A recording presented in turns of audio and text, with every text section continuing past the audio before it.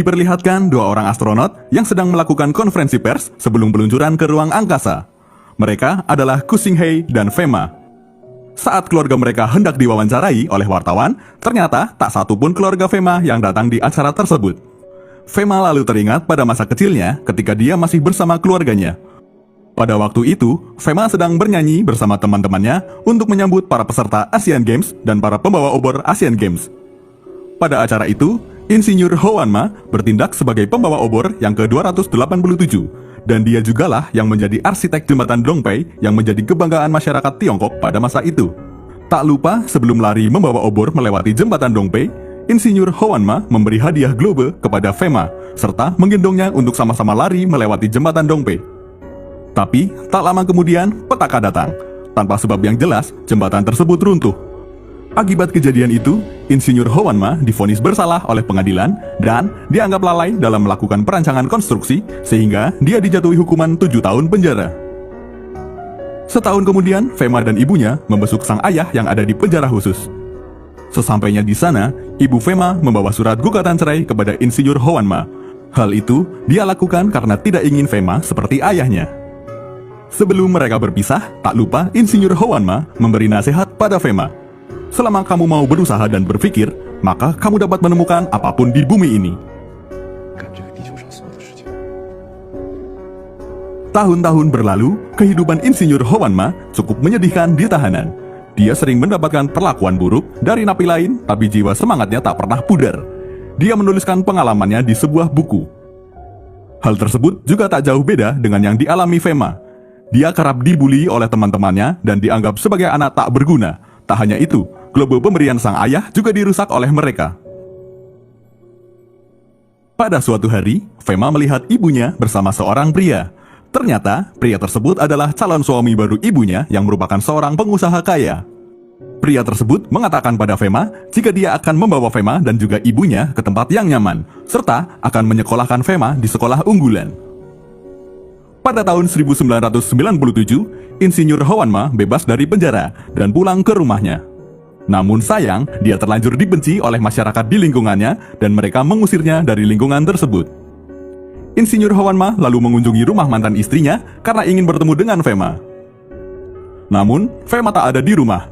Dia sekarang tinggal di asrama serta dia sekolah di SMA Boyu, salah satu sekolah unggulan di Tiongkok.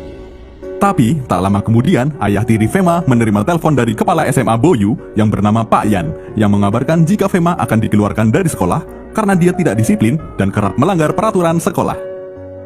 Mendengar hal tersebut, mereka bertiga bergegas menuju ke SMA Boyu untuk menemui Pak Yan.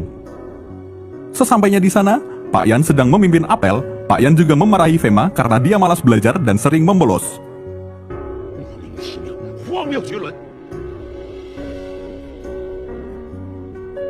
Kemudian, para orang tua Fema masuk ke ruang kepala sekolah. Mereka memohon pada Pak Yan agar tidak mengeluarkan Fema dari SMA Boyu. Namun, Pak Yan mengatakan jika nilai siswa yang buruk dapat merusak reputasi sekolah. Sementara itu, Insinyur Howanma melihat ada salah satu foto siswa berprestasi yang hilang. Ketika itu, ibu Fema sedang berlutut memohon kepada Pak Yan. Tiba-tiba, Insinyur Howanma menyela dan mengatakan jika keputusan yang diambil Pak Yan tidaklah mencerminkan seorang pendidik. Karena hanya mengakomodasi siswa berprestasi saja, serta mementingkan nilai, selanjutnya membuang siswa yang tidak berprestasi dan tidak membantu mengatasi siswa bermasalah. Setelah itu, di luar ruangan, Insinyur Howanma menantang Pak Yan dengan memberikan pernyataan akan mengajari Fema sendiri sampai ujian tiba. Selain itu, dia juga berjanji akan membuat Fema masuk peringkat 10 besar. Pernyataan tersebut tentu diremehkan Pak Yan, tapi Pak Yan tetap menerima tantangan tersebut.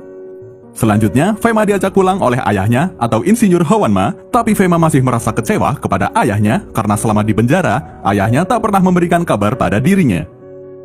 Pada pagi harinya, Insinyur Howanma mengajak Fema ke job fair. Karena selepas dari penjara, ayah Fema tidak punya pekerjaan dan juga tidak punya tempat tinggal. Telah banyak lowongan pekerjaan yang ayah Fema lamar, namun penolakan demi penolakan dia dapatkan. Hingga pada suatu saat, mereka bertemu salah satu orang yang pernah melamar menjadi karyawan ayah Fema di tempat itu. Pria itu menyapa ayah Fema dengan ramah dan juga memuji ayah Fema.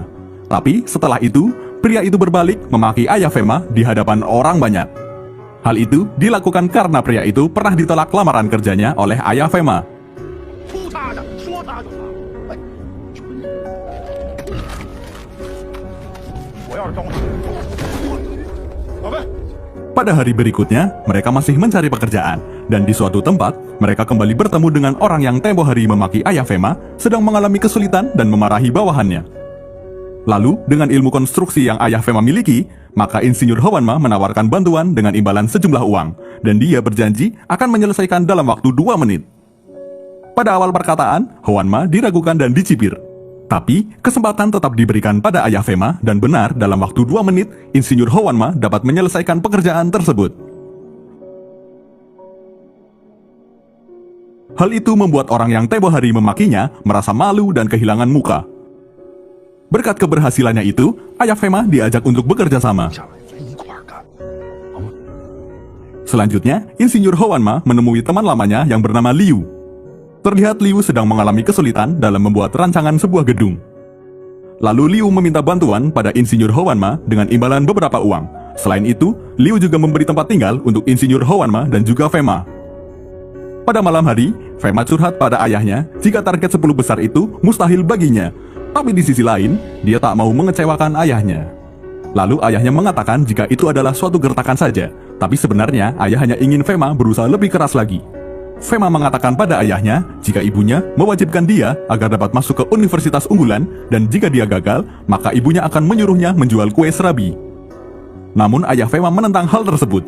Ayah Fema beranggapan jika universitas unggulan hanya salah satu sarana untuk meraih kesuksesan, tapi yang paling utama adalah bekerja keras, berpikir, dan berusaha. Kemudian, sang ayah mengukur tumpukan buku pelajaran Fema yang tingginya 11 cm. Lalu, ayahnya berkata, jika kamu dapat mempelajari 0,5 cm per hari secara rutin, maka kamu dapat menguasai semua pembelajaran dengan mudah karena sejatinya kamu adalah anak yang jenius. Berkat motivasi dari ayahnya itu, Fema menjadi rajin belajar dan berhasil naik 5 peringkat. Selain itu, sang ayah juga mengajarkan pada Fema materi pembelajaran dengan model kontekstual sehingga pembelajaran lebih mengena dan sesuai dengan yang dia temui. Di sisi lain, tabungan ayahnya semakin menipis. Sementara, kebutuhan mereka semakin meningkat, ditambah Fema menginginkan sebuah PC 586. Oleh karena itu, Insinyur Howanma bekerja lebih keras lagi untuk mendapatkan uang tambahan seperti mendonorkan darah, menyablon, menjual jam, dan lain-lain. Berkat kerja kerasnya itulah Insinyur Howanma dapat membelikan PC 586 untuk Fema. Fema tampak sangat bahagia dengan pemberian ayahnya tersebut dan langsung memainkannya. Tak lama kemudian, Bugao, wali kelas Fema, melakukan home visit untuk menemui ayah Fema. Bugao menjelaskan jika sudah beberapa hari Fema tak pernah mengumpulkan PR, dia juga jarang belajar, bahkan lebih senang bermain komputer. Ayah Fema mengatakan, memberikan beban belajar yang terlalu berat disertai waktu yang lama justru dapat membuat mereka tertekan dan memunculkan kejenuhan dalam belajar. Lalu, Bugao pun memaklumi Fema kenapa tidak mengumpulkan PR. Di sekolah, Pak Yan menanyakan perkembangan belajar Fema. Bugao mengatakan jika anak tersebut ada perkembangan dan berhasil naik 5 peringkat. Walaupun demikian, Pak Yan tetap meremehkan Fema. 检查教学，还有马飞的任何作业。 Pada keesokan harinya, Fema berangkat ke sekolah diantar oleh ayahnya. Tapi, di tengah perjalanan, ayahnya berhenti dan mampir di sebuah taman dengan tujuan mengajarkan mencipta puisi. Tapi, di taman mereka bertemu para berandal. 拿走了，动，拿了，拿了，动，干嘛了？ Kemudian ayahnya meminta Fema lari ke sekolah, sementara ayahnya menghadapi para berandal itu. Sesampainya di sekolah, Fema sudah terlambat dan Pak Yan telah menunggu di kelas. Alhasil, Fema dihukum dan replika pesawat milik Fema juga dihancurkan.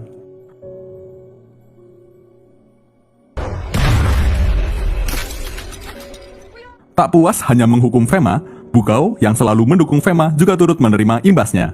Bugao statusnya ditangguhkan sebagai guru tetap selama 3 tahun. Sesampainya di rumah, Fema mengatakan pada ayahnya jika Bugao dihukum oleh sekolah akibat ulahnya. Lalu sang ayah menoleh dengan muka babak belur akibat berkelahi dengan para berandalan tadi pagi. 太难了，爸爸。 Pada hari berikutnya, sang ayah telat bangun. Namun Fema sengaja tak memberitahunya. Karena Fema ingin menuliskan sebuah pesan pada sang ayah melalui tulisan yang berisi, "Ayah, aku ingin sepertimu," dan tak pernah menyerah. Selanjutnya, sang ayah menemui detektif Dong di kantor polisi. Dia bermaksud untuk menanyakan kejelasan kasusnya, karena dia merasa telah melakukan desain konstruksi dengan benar, tapi pelaksanaannya terjadi penyelewengan.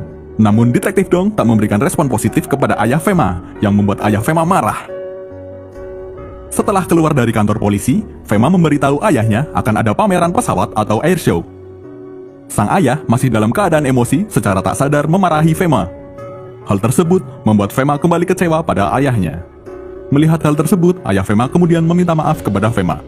Tak hanya itu, ayah Fema juga menemui Ibu Gao untuk meminta izin mengajak Fema untuk mengunjungi airshow. Tapi Ibu Gao tidak mengizinkan karena telah mendekati waktu ujian. Tak lama kemudian, Pak Yan datang dan menyampaikan sebuah keputusan baru, yakni Bu Gao tak lagi menjadi wali kelas Fema. Tak hanya itu, Pak Yan juga membuat keputusan baru di mana seluruh siswa wajib tinggal di asrama hingga hari ujian tiba, dan orang tidak berkepentingan dilarang di lingkungan sekolah. Pada malam hari, Fema terlihat di asrama bersama teman-temannya. Namun, pada pagi harinya, Fema telah tak berada di kamarnya. Ternyata, dia telah kabur dengan bantuan ayahnya menuju pameran pesawat atau airshow. Tapi sayangnya, tiketnya telah habis. Lalu ayahnya mengajak Fema ke bukit untuk melihat pertunjukan pesawat secara jelas. Pada malam harinya, mereka pulang dengan menumpang bus. Di tengah perjalanan, bus itu berhenti di rest area, dan Fema turun untuk mengambil air panas. Tapi ada bus dengan livery yang sama yang berhenti tepat di samping bus yang Fema tumpangi. Karena hal itu, Fema salah masuk bus, mereka kemudian saling mencari satu sama lain. Lebih parahnya lagi, saat mereka sedang panik, hujan turun dengan lebat, hingga menyebabkan banjir. Hujan yang sangat lebat memaksa Fema untuk berteduh di sebuah bangunan. Namun, debit air banjir semakin tinggi dan menenggelamkan beberapa bangunan. Ayah Fema lalu memanggil Fema dengan megafon, ayahnya mengatakan gunakan otakmu agar selamat. Fema yang mendengar teriakan sang ayah, lalu mencari peralatan yang bisa digunakan sebagai pelampung dan mencari senter. Pada saat harapan sang ayah mulai memudar, tiba-tiba muncul Fema dengan pelampung buatannya dan berhasil selamat. Beberapa hari kemudian, hari ujian pun tiba. Orang tua Fema menunggu hasil ujian Fema, tapi nama Fema tidak ada di peringkat 10 besar, tapi berada di peringkat 64. Lalu Pak Yan menagih janji pada ayah Fema. Bu Gao yang mendengar hal tersebut kemudian memasuki ruangan Pak Yan untuk mengecek lembar jawab milik Fema. Dan benar saja, isai Fema mendapat nilai 0. Hal itu merupakan hal yang janggal. Lalu Bu Gao menyerahkan lembar jawab itu pada ayah Fema. Setelah mengetahui hal tersebut, ayah Fema segera menemui Pak Yan untuk mengajukan protes. Kebetulan, Pak Yan sedang bersama Dewan Guru. Kesempatan itu tak disia-siakan oleh ayah Fema. Lalu dia meminta agar isainya dibacakan di depan Dewan Guru, dan permintaan itu dikabulkan oleh Dewan Guru. Fema pun kemudian membacakan isai tersebut yang isinya tentang cita-citanya sebagai astronot, namun harus gagal karena ayahnya masuk penjara. Setelah itu, para guru memberikan penilaian masing-masing dan akhirnya mendapat nilai sempurna dari Dewan Guru. 22.8 分。 Tak lama kemudian, mereka semua keluar karena para murid melakukan perayaan setelah ujian. Para murid merobek-robek buku mereka dan menaburkannya dari atas gedung. Hal itu membuat para guru kaget. Lalu ayah Fema mengatakan jika ini adalah perayaan sekolah. Apakah kita berpikir kenapa mereka dengan antusias merobek dan menaburkan buku mereka setelah ujian? Bukankah belajar adalah hal yang harus mereka lakukan walaupun ujian telah selesai sebagai bekal masa depan mereka? Pak Yan lalu mengatakan bahwa masa depan mereka akan jauh lebih baik darimu. Tak lama kemudian, ada orang gila yang masuk ke sekolah ikut merayakan kegembiraan anak-anak. Lalu, ayah Fema mengatakan, orang gila itu siapa dan foto yang hilang di dinding itu milik siapa. Kemudian ayah Fema membocorkan sebuah rahasia. Jika sebenarnya orang gila itu adalah anak Pak Yan. Dulunya, dia anak berprestasi dan juga salah satu pemegang obor Asian Games. Namun, pada suatu ketika anak itu gagal sehingga Pak Yan kecewa dan tidak menghiraukan anak itu lagi. Anak itu kemudian frustasi dan mencoba bunuh diri tapi tak berhasil. Namun, anak itu malah menjadi hilang ingatan dan Pak Yan membiarkan anak itu begitu saja hingga jadi gila. Ayah Fema juga mengatakan jika dia sangat menghormati Pak Yan sebagai guru dan juga ayah, tapi hal-hal yang berkaitan dengan anak-anak kita seperti pendidikan merupakan tanggung jawab kita sebagai orang tua. Mendengar hal tersebut, Pak Yan langsung menangis sejadi-jadinya karena dia merasa bersalah pada anaknya. Beberapa tahun kemudian berlalu. Akhirnya Pak Yan mengakui Fema sebagai murid terbaik di sekolah tersebut dan memintanya agar tidak pindah ke sekolah penerbangan. Pak Yan juga akan memajang foto Fema di ruangannya. Tapi tekad Fema sudah bulat ingin menjadi astronot, sehingga dia tetap pindah. Fema kemudian berhasil masuk ke sekolah penerbangan dan berhasil melanjutkan ke pendidikan astronot. Sementara itu, sang ayah ternyata telah menikah dengan Bugao. Ketika ayah Fema sedang makan mie di sebuah kedai, tak sengaja dia mendengarkan pembicaraan yang sedang membahas jembatan Dongpei. Ternyata, dalang dari robohnya jembatan Dongpei adalah Liu. Dia bersekongkol dengan para pekerja agar jembatan tersebut roboh. Ayah Fema yang mengetahui hal tersebut sangat marah dan langsung menghajar Liu hingga babak belur.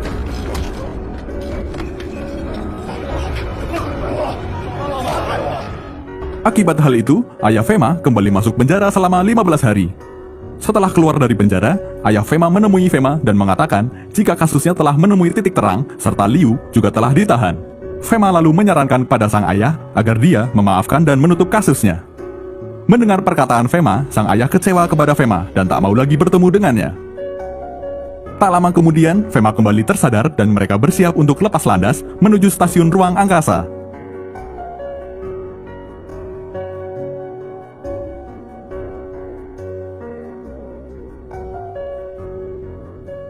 Setelah menempuh perjalanan cukup panjang, akhirnya Fema berhasil tiba di stasiun ruang angkasa serta berhasil mengorbit. Para masyarakat yang ada di bumi pun senang dengan hal tersebut. Namun, tiba-tiba antena alat komunikasi terkena batu meteor yang menyebabkan pesawat mengalami hilang kontak. Berhari-hari mereka terkatung-katung di ruang angkasa. Tanpa kejelasan, Fema mencoba memperbaiki antena tersebut, tapi dilarang oleh komandannya. Hingga akhirnya, dia menemukan pesan yang dia tulis untuk sang ayah beberapa tahun silam yang berisi, "Ayah, aku akan sepertimu, tak akan menyerah." Mengingat hal itu, akhirnya Fema memutuskan untuk memperbaiki antena pesawat meski dilarang oleh komandannya. Dengan susah payah serta bertaruh nyawa, Fema akhirnya bisa memperbaiki antena tersebut.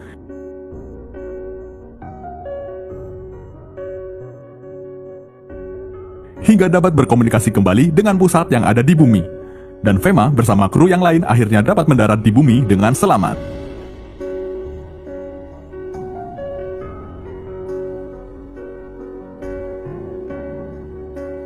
Atas jasa yang dia lakukan, Fema mendapat berbagai penghargaan. Selain itu, kasus ayah Fema ditutup dengan nama baiknya direhabilitasi.